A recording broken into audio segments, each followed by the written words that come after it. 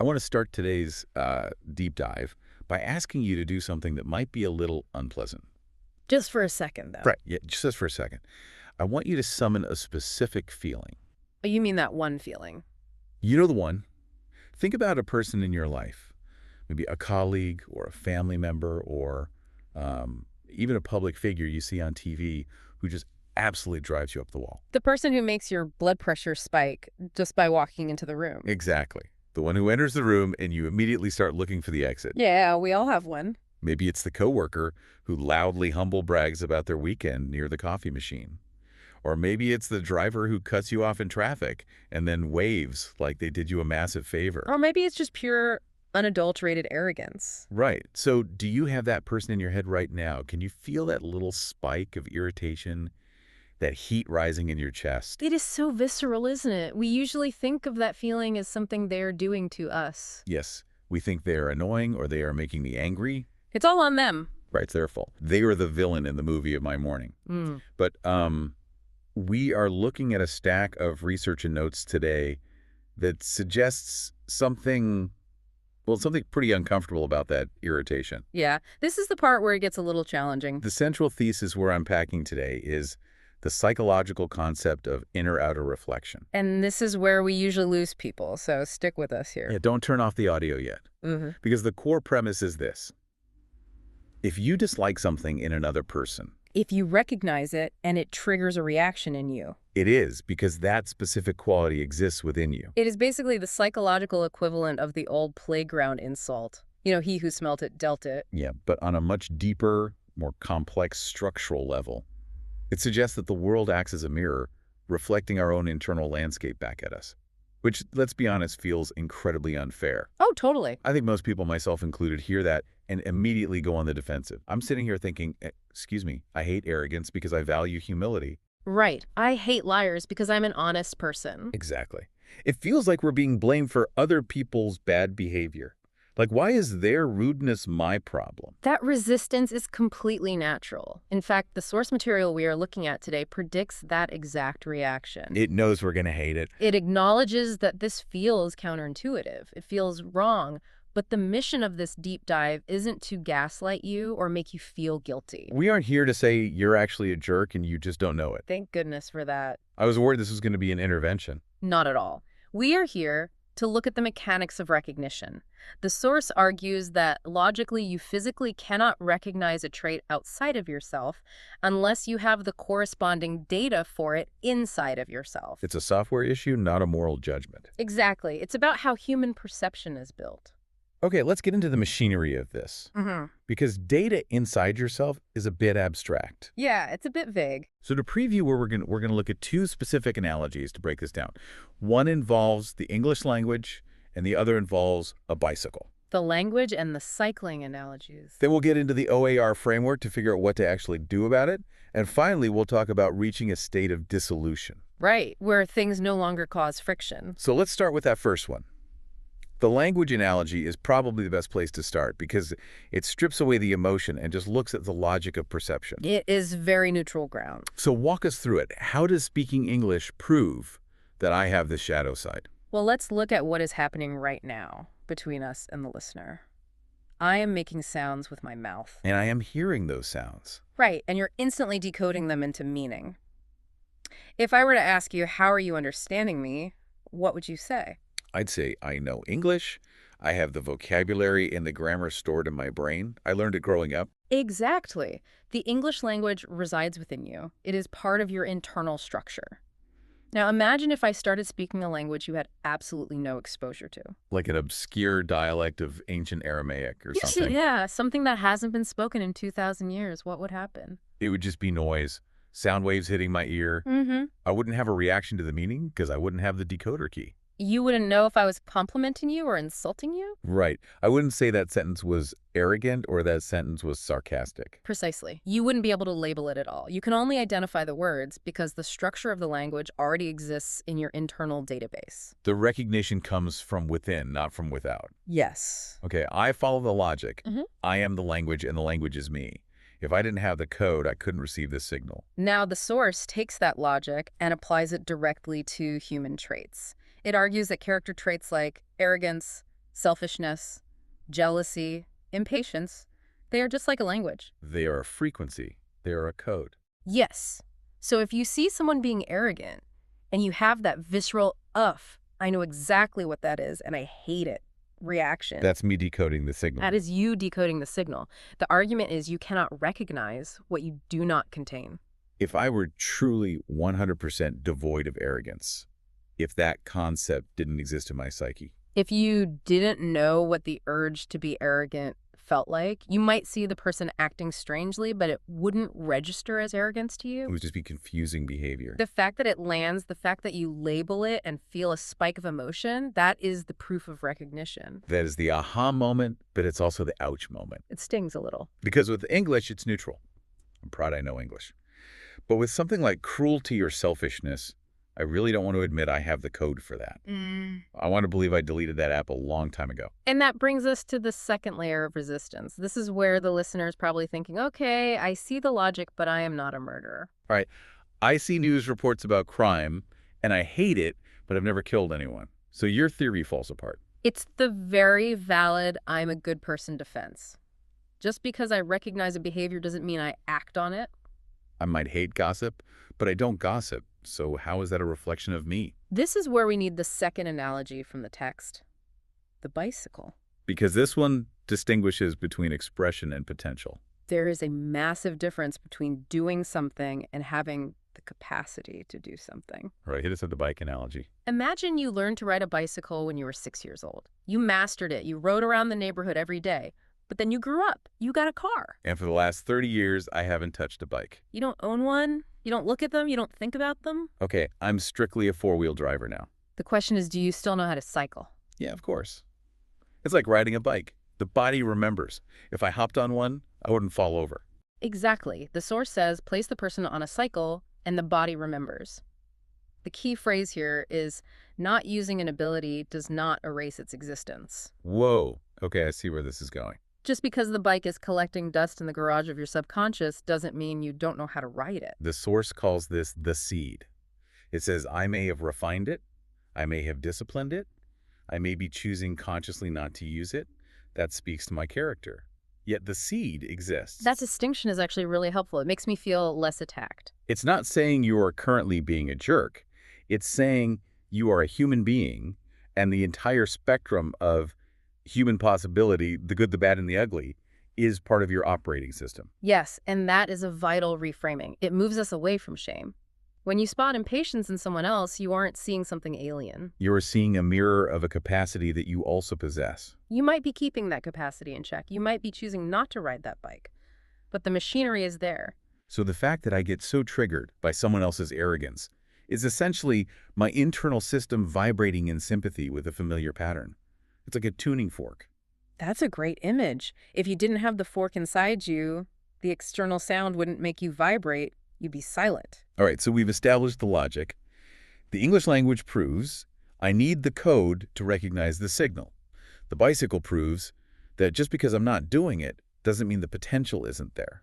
So now we are left with the big so what? Right, the now what do I do phase. This is usually where people get stuck. Exactly. Because if the takeaway is just, we're all secretly terrible, that's depressing. Do we just walk around feeling guilty that we have the potential to be awful? Is that the lesson? Not at all. That would be counterproductive. Guilt is just another form of ego. The source is very clear. This understanding is not about blame. It is about responsibility. I love that distinction. Blame looks backward, but responsibility looks forward. Blame is heavy. Responsibility is empowering. Exactly. And this is where the source introduces a really practical framework to deal with these triggers. It uses the acronym OAR. OAR. OAR. Like rowing a boat. I like that. Yeah. It implies we have to actually do something to move. We can't just drift. Stands for ownership, accountability, and responsibility. The text argues that without this framework, we are stuck in projection. Projection being pointing the finger. Yes, waiting for the world to change so we can feel peaceful.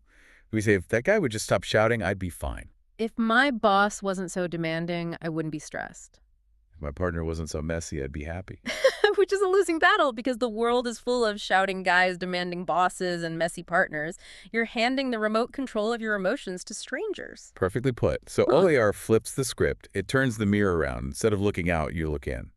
Let's break down the 3 pillars because the nuance here is important. Let's do it. First up is ownership. Ownership asks a specific question. What is this showing me? What is this showing me? Okay. How is that different from just noticing the behavior? Well, usually when we get triggered, we focus on them. Look at how rude he is. Look at what she did. Ownership shifts the focus to you. Why is this landing so hard with me? Why is this specific behavior ruining my morning? It's about owning the reaction. So it's stopping the automatic process of blaming. It's admitting I am the one who is upset. I am the one reacting. Right. You step out of victimhood. You acknowledge that the feeling is yours. Then you move to the hardest part, accountability. The question here is, where does this live within me? That's the bicycle in the garage question. That sounds painful. It is, and this is where people get stuck. If you have a coworker who is a micromanager and you hate it, accountability asks you to find the micromanager in yourself. But what if I'm genuinely not a micromanager at work? What if I'm super chill? What if I'm the most laid-back boss ever? Then you have to look wider. The text implies the form might be different. Maybe you don't micromanage your team, but do you micromanage your spouse? Do you micromanage your kids? Or, and this is the deep one, do you micromanage yourself? Ooh, that's a twist. Do you constantly monitor and critique your own thoughts? Are you a tyrant to your own creativity? The mirror can reflect internal relationships just as easily as external ones. That's profound. So the external micromanager is annoying me because they represent the way I treat myself in the privacy of my own head. Often, yes. Yeah. And finding that link is the work of accountability. It's hunting down where that structure is active in your own psyche. And then finally, our responsibility. Responsibility asks, what will I choose now? This restores the agency. Yes. The source says, instead of defending identity, I refine identity. That is a powerful shift. Without OAR, you're just defending yourself. I'm good, they're bad. With OAR, you are refining yourself. I see this trait. I recognize it in myself, and I am choosing a different path. So let's play this out with a real scenario to make it sticky. Let's say the interrupter. We all know one. Oh, yeah. You're in a meeting, you're making a point, and they just bulldoze right over you. Classic trigger. Everyone hates being interrupted. Okay. The heat rises. I want to snap at them. Without OAR, I go home, I complain to my partner, I stew in resentment. Nothing changes. Correct. You are a passive participant in your own bad mood. Now with OAR. Step 1, ownership. What is this showing me? It's showing me that I feel disrespected. It's showing me that I have a really strong need to be heard and validated. Good. You've taken the focus off him and put it on your feelings. You're holding your own experience. Step 2, accountability. Where does this live within me? Where am I the interrupter? Be honest here. Okay, maybe I don't interrupt people verbally, but maybe I interrupt them mentally. Like, am I formulating my rebuttal while they're still talking? That's a huge one. That is an energetic interruption. You aren't listening, you're reloading. Guilt as charged. Or maybe I interrupt my own intuition. Maybe I ignore my own needs when they try to speak up. Exactly. So now you see, oh, I carry the seed of not listening. I do this too, just in a different way. And finally, responsibility. What do I choose? I can choose to model active listening.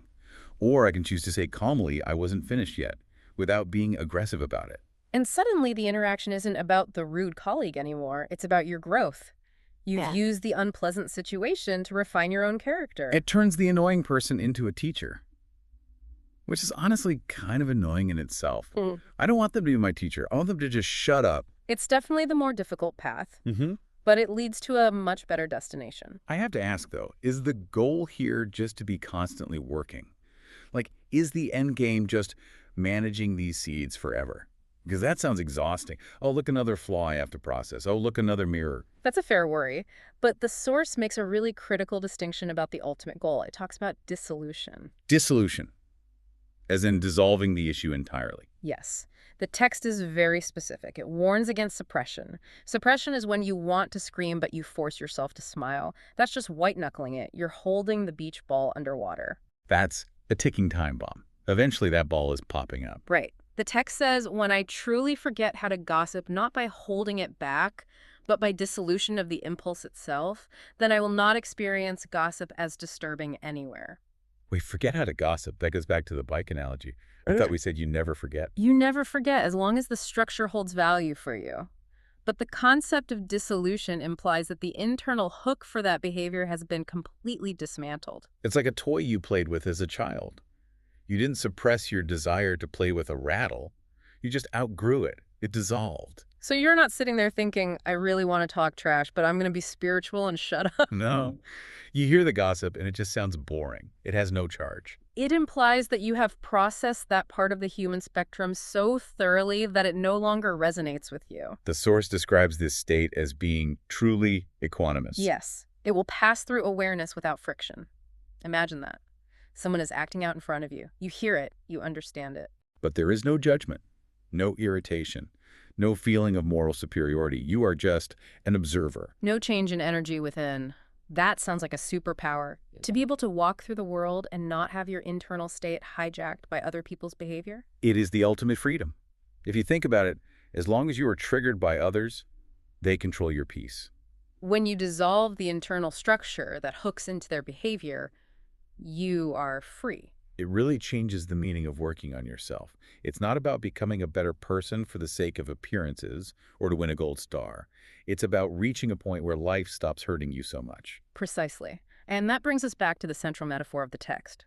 Life remains a mirror. It's a relentless mirror, isn't it? It is. But that is its utility. As the source concludes, every irritation becomes a lesson. Every admiration becomes direction. Every disturbance becomes an invitation to grow. You know, we've talked a lot about the irritation part, the bad stuff. But I don't want to gloss over that middle part you just mentioned. Every admiration becomes direction. I'm glad you caught that. It's easy to focus on the negative shadow, the things we repress because they're bad. But this also applies to the good stuff. The logic of the English language analogy applies to the positive traits, too. Right.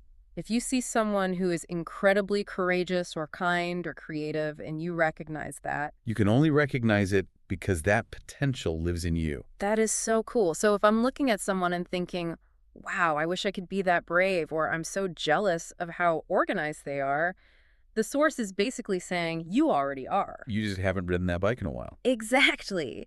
Jealousy is actually a very useful map. We don't get jealous of things we don't care about. You don't get jealous of a theoretical physicist unless you have a secret desire to understand the universe. The admiration is proof of the potential. It's your own system resonating with a frequency it is capable of producing. So instead of feeling small when we see greatness in others, we should feel excited. We should see it as a trailer for our own movie. We should say, oh, I spot that quality. That means I had the seeds of it. Now, how do I water them? How do I get that bike out of the garage? That is a much more optimistic way to view comparison. So let's recap this journey because we've covered some serious ground today. We started with the idea that the things that drive us crazy in others are actually reflections of us. We use the English language analogy to prove that recognition requires internal knowledge. I am the language. Then we looked at the cycling analogy to debunk the I never do that defense. Just because you aren't popping wheelies right now doesn't mean you don't know how to ride. The seed is there dormant. Then we introduced the OAR framework, ownership, accountability, responsibility, as the practical tool to turn that uncomfortable projection into useful information. And finally, we talked about the end game. Dissolution. Not suppressing the bad stuff, but dissolving the impulse so completely that the world stops bothering us. We reach that state of no friction. It's a journey from defensiveness to curiosity. From they are wrong to what is this teaching me? And honestly, it makes the world feel a little less hostile. If everyone is just a mirror, then everyone is just helping me see myself better. Even the guy cutting me off in traffic. Especially the guy cutting you off in traffic. Yeah. He is teaching you about your own patience and your own need for control. Okay. Maybe I'm not quite there yet on that one, but I'm working on it. And that is the work. So here is what we want to leave you with today. We spent a lot of time looking at the irritations, but I want to flip the mirror one last time before we go. This is a provocative thought to carry with you. If everything you admire in others, the brilliance, the kindness, the resilience, is also a reflection of a potential inside you that is just waiting to be watered, what positive quality are you suppressing right now? What bike are you refusing to ride because you're afraid you might fall off? And what would happen if you finally took it out of the garage? Something to mull over. Thanks for diving deep with us today.